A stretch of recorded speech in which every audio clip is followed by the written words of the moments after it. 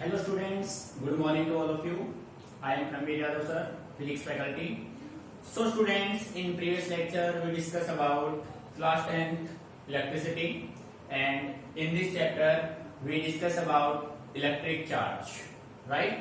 So today we discuss about classification of materials such as conductor, insulator and semiconductors, and electric current and electric potential difference. So students, let us start. Our first topic is conductors.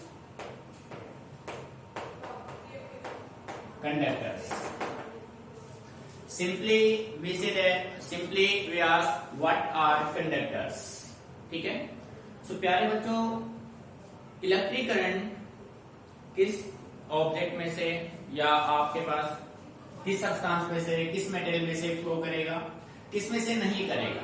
ठीक है, उसकी हम बात करते हैं. जिसमें electric current easily flow कर जाए वो आपका होगा कंडक्टर. जिसमें इलेक्ट्रिक करंट इजीली फ्लो ना करे वो आपके होंगे इंसुलेटर. अब बेटे इलेक्ट्रिक करंट फ्लो कैसे करेगा, कंडक्टर कोई सब्सटेंस कैसे बनता है, उसकी हम बात करते हैं. ठीक है. सो डेफिनेशन में आप ये कह सकते हैं, दो substance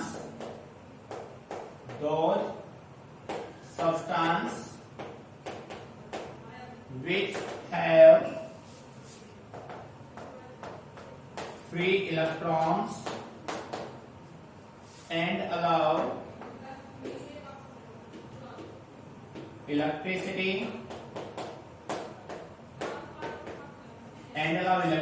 to pass through them.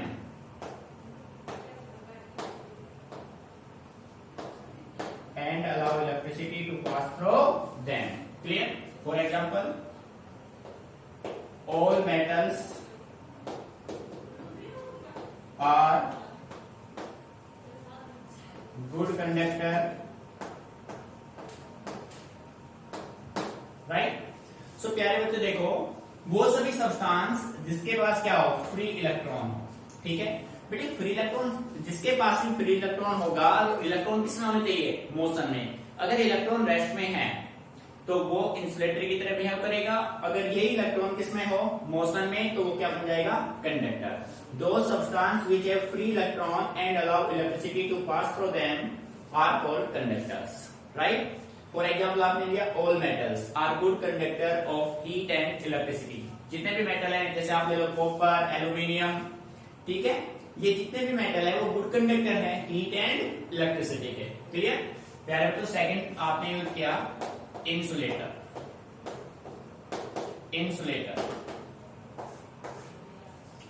दो सब्सटेंस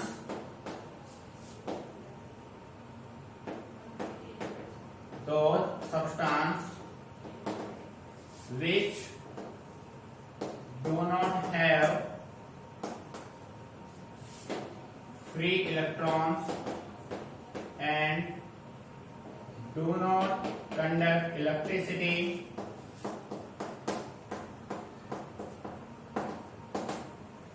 are called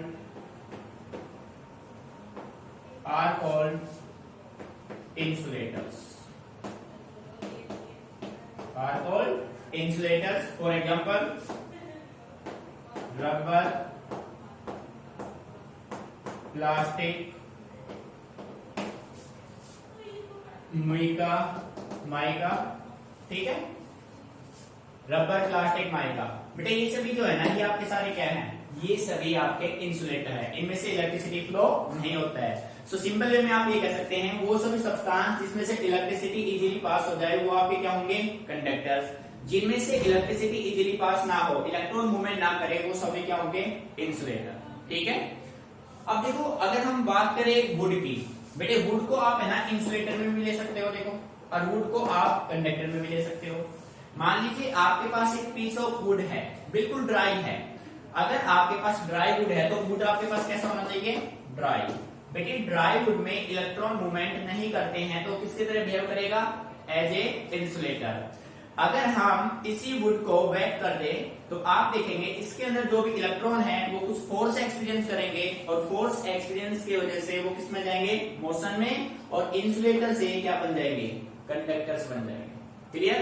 सो ये होते हैं आपके कंडक्टर और इंसुलेटर, राइट. अब इन दोनों के बीच में एक थर्ड सब्सटेंस, एक थर्ड मटेरियल और तय करता है जिसको हम नाम देते हैं सेमीकंडक्टर. सेमीकंडक्टर, ठीक है बेटे। सेमीकंडक्टर में आप ये कह सकते हैं दो substance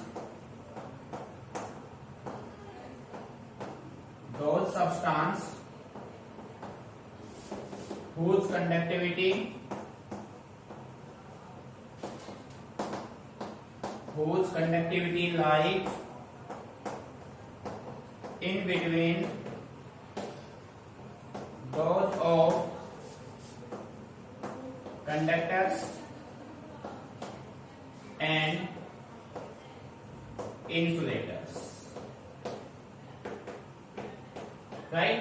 For example, silicon and germanium.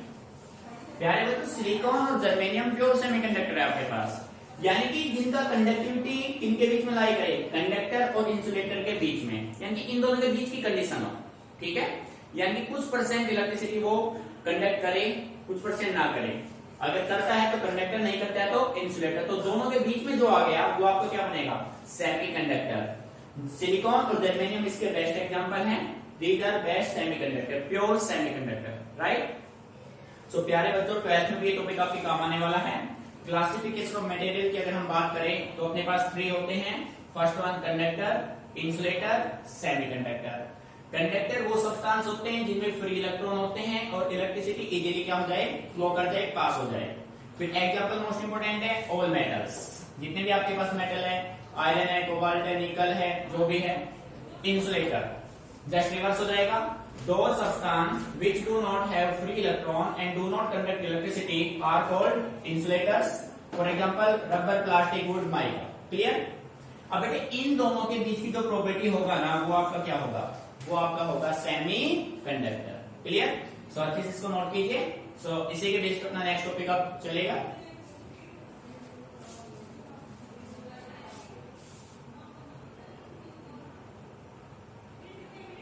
तो प्यारे बच्चों रफ कर देते हैं। क्लियर? Concept clear?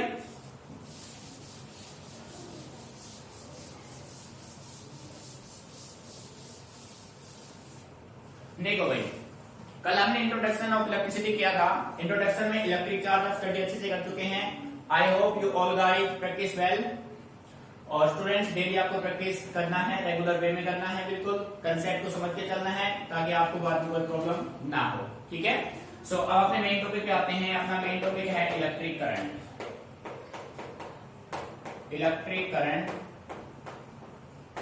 बेटे सिंबल इसका होता है I. Electric current represented by symbol I, ठीक है।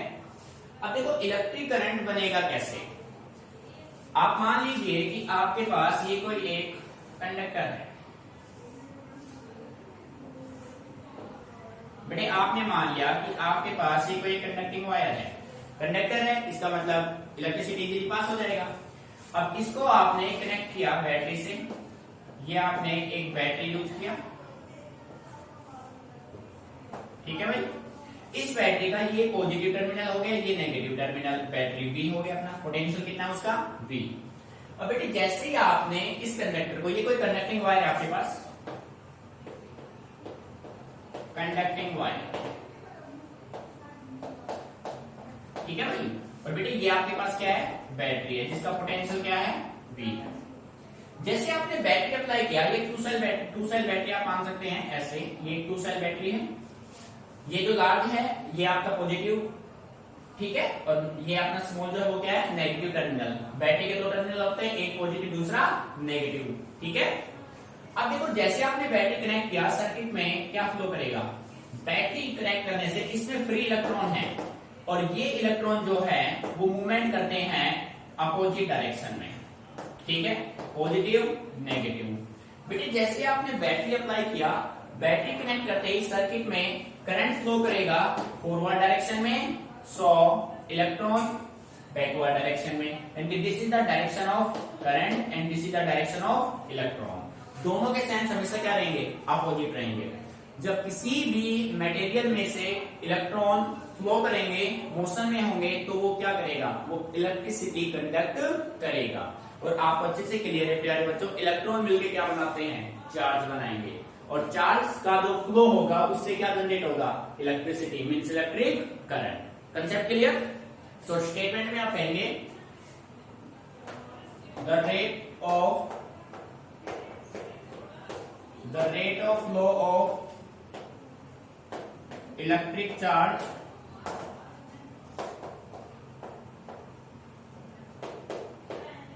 in a definite direction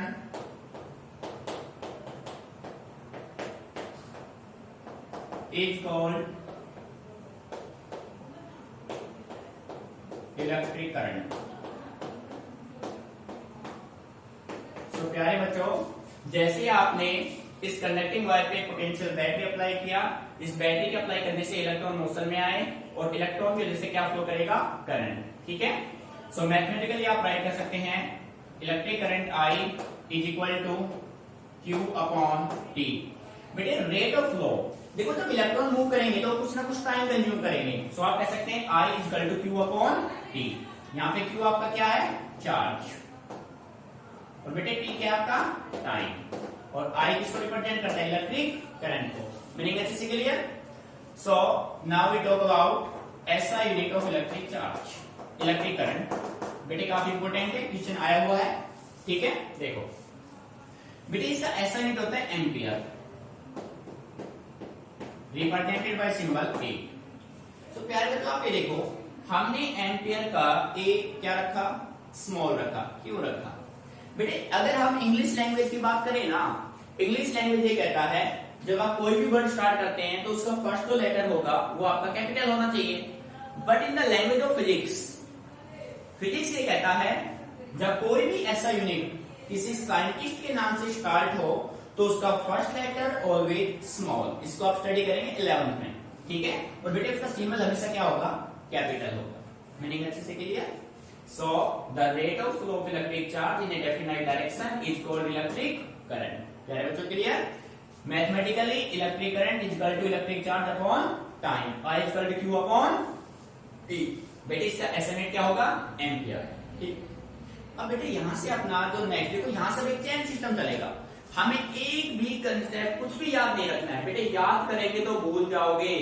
हमें गलती से भी फिजिक्स में कुछ भी याद नहीं करना है, हमें फिजिक्स को समझ के चलना है, एक सिनेरियो अपने माइंड में बना लेना है।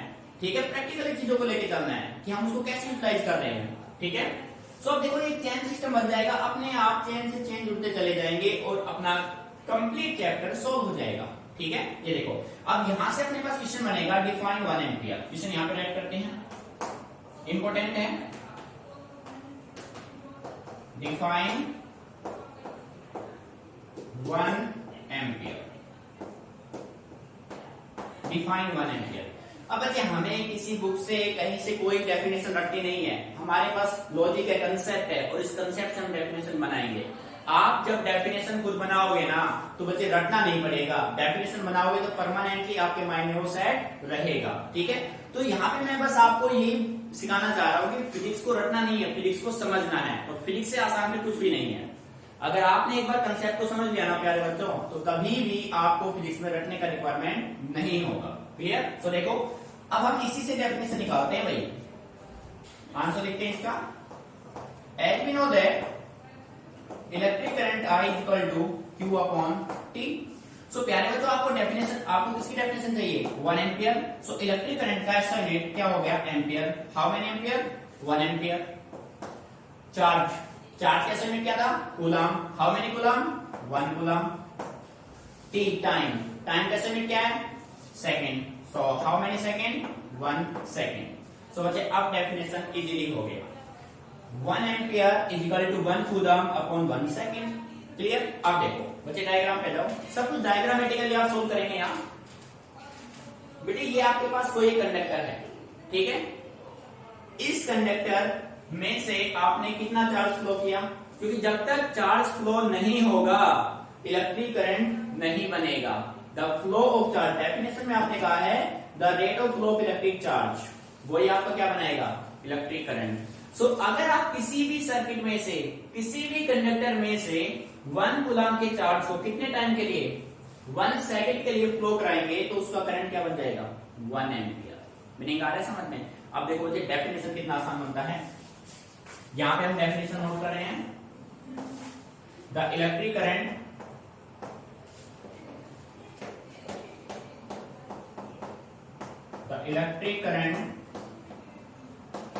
Through a conductor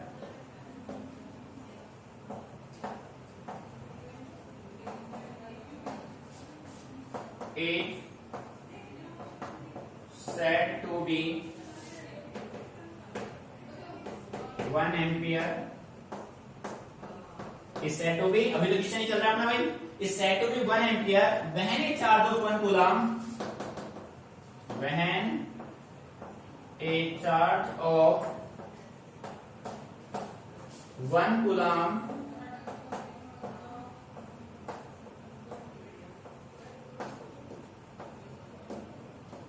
passes through it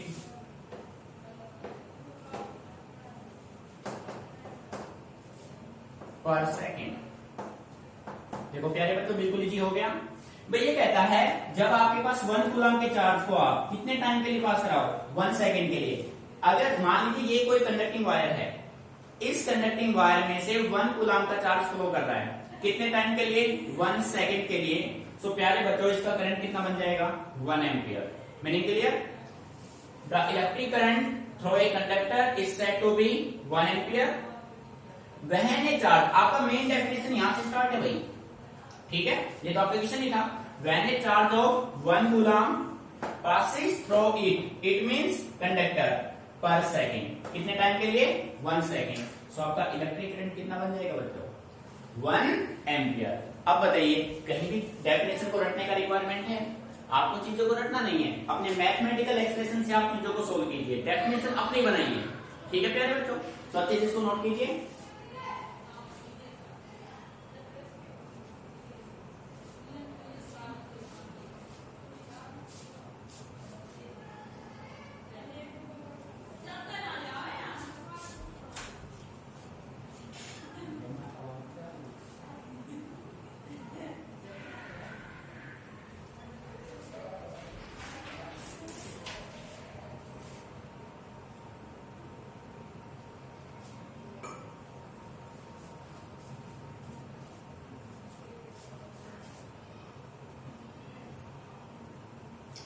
सो प्यारे बच्चों, क्लियर, ठीक है भाई। अब हम बात करते हैं, जैसे आपने अभी कहा कि इलेक्ट्रिक करंट का ऐसा यूनिट है एम्पियर, ठीक है भाई। मान लो आपने ये कोई वायर लिया, इस वायर में से आपने करंट फ्लो किया, आपने बोला सर ये तो 1 एम्पियर है, 2 एम्पियर या 5 एम्पियर है। सो प्यारे बच्चों, आपने कैसे फाइंड आउट किया कि इसका, इस वायर का करंट 1 एम्पियर, 2 एम्पियर या 5 एम्पियर है, ठीक है। सो इसके लिए करंट को मेजर करने के लिए हमने एक डिवाइस बनाया जिसका नाम है एमीटर। एमीटर के हेल्प से आप करंट को मेजर कर सकते हैं, ठीक है। सो अब हम बात करेंगे, नेक्स्ट जो अपना टॉपिक बनेगा वो अपना होगा एमीटर, ठीक है।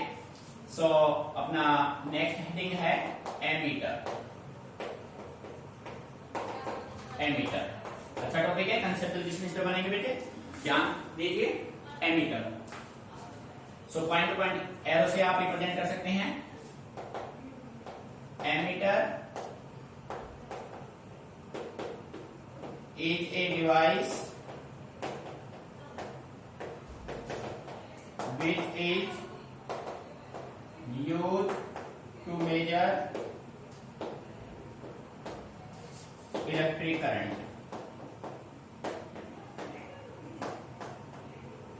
ठीक है, इलेक्ट्रिक करंट को मेजर करने के इंस्ट्रूमेंट को आपने क्या नाम दिया, एमीटर, ठीक है। जो एमीटर है वो ऑलवेज किसी भी सर्किट में कैसे कनेक्ट होगा, ठीक है। Ammeter is always connected